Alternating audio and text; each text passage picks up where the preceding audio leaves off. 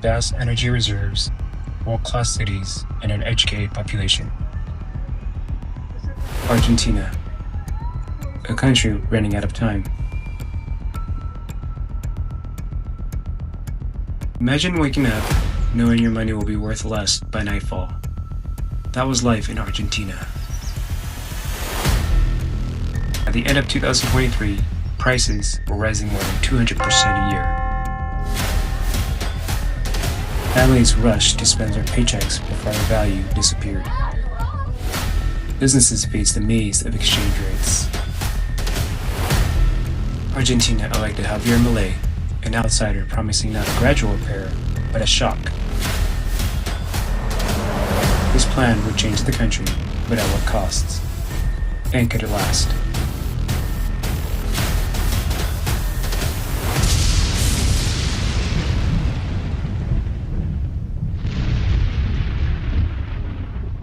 Argentina's crisis did not begin in 2023. It had been building for decades. Government after government spent more than it collected. When lenders pulled back, the central bank printed pesos to cover the gap. More money changed the same amount of goods. Prices rose, then wages, contracts, and expectations adjusted to the constant inflation. The cycle fed itself. In 2018, Argentina turned to International Monetary Fund for what was then known as the largest lending agreement in the fund's history. But the confidence did not return. The scars of 2001 sovereign default were still deep. Argentina, who could save, avoided the peso. They bought dollars, property, or goods, anything that might hold its value. Exporters had reason to delay converting their foreign earnings. Importers struggled to get dollars at the official rate. Every new workaround led to another government control. By 2023, the economy was trapped beneath layers of regulated prices, import permits, subsidies, and exchange rates. On the street, people watched the blue dollar rate, the unofficial price of the U.S. currency, as closely as the weather. These policies kept some household costs low, but they also hid real prices, discouraged investment, and placed a growing burden on the state. Then a historic drought struck exports, cutting off badly needed foreign currency. The numbers told the story. Annual inflation climbed from 47.6% in 2018 to 94.8% in 2022, and then to 2011.4% in 2023. Poverty had reached 41.7% in the urban areas measured during the second half of that year. Argentina was not yet in formal hyperinflation, but it was getting dangerously close to losing control. Into the crisis stepped Javier Milei.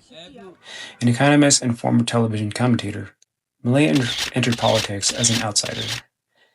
He built his following by attacking what he called the political caste, the leaders he blamed for decades of decline. His message was simple.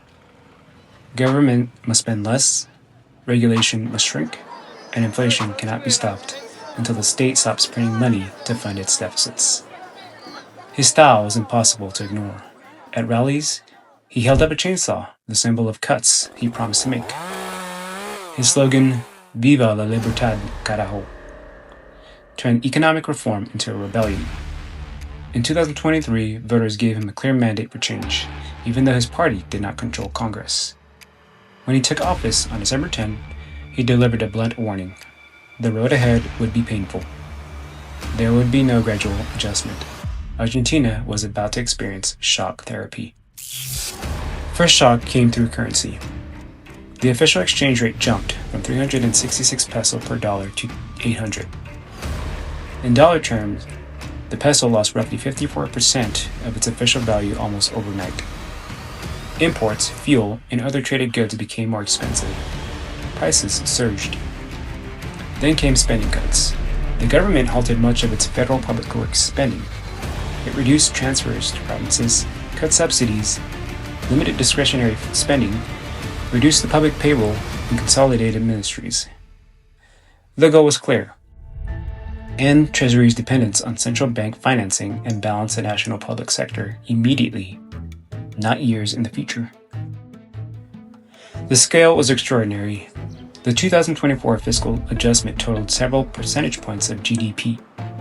Pensions and public wages lost purchasing power during the first burst of inflation.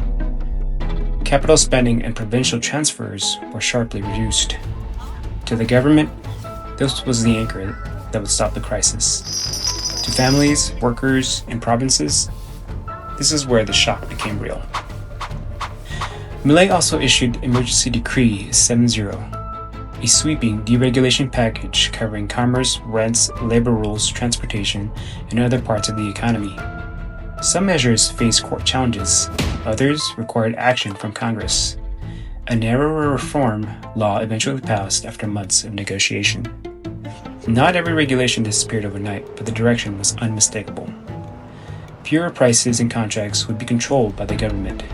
More would be left to the market. Shock therapy was not a single decree or budget cut. It was a rapid sequence of currency, fiscal, monetary, and regulatory changes, all hitting at once.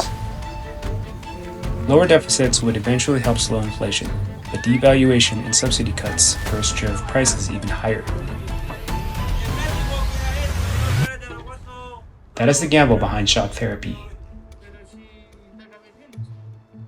Force the adjustment through before political resistance can stop it. Supporters argued that gradual reform already had failed. It gave powerful groups time to block change while inflation continued to grow.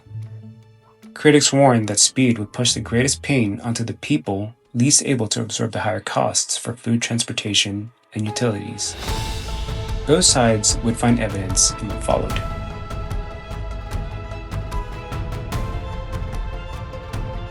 Inflation surged to 25.5% in December 2023 alone. Consumption collapsed, economic activity fell sharply in early 2024, and construction was hit especially hard. The economy contracted. The human cost arrived immediately, long before the benefits of stabilization.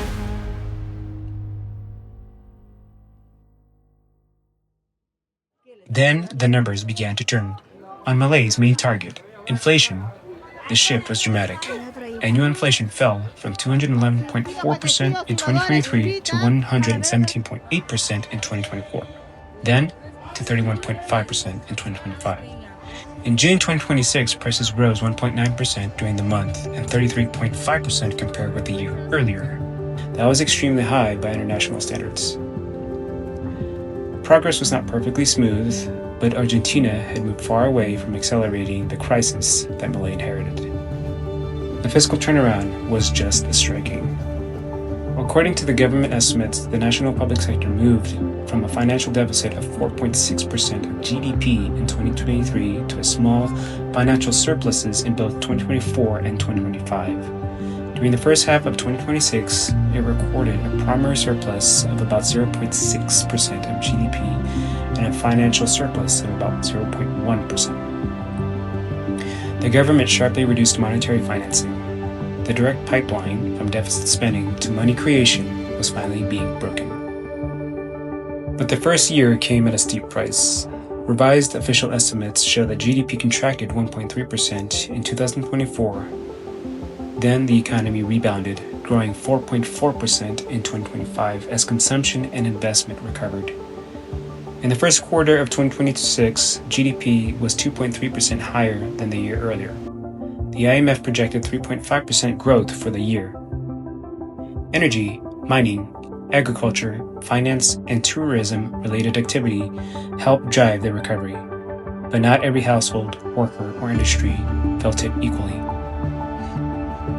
Poverty reveals the human story most clearly. It rose from 41.7% in late 2023 to 52.9% in the first half of 2024. Inflation, spending cuts, and falling purchasing power struck at the same time. More than half the population fell below the poverty line. Then the trend reversed.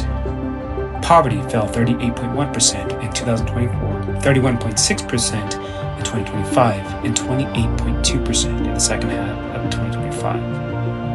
The improvement was substantial, but the national averages cannot capture every loss.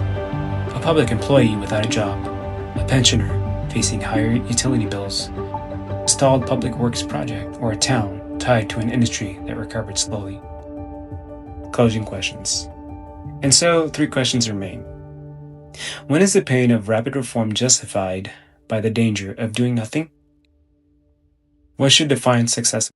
Inflation, fiscal balance, economic growth, poverty, or all of them together? And for how long will people support a transformation when the national numbers improve before their own lives do? For executives, policymakers, and citizens watching around the world, Argentina is still writing the answer.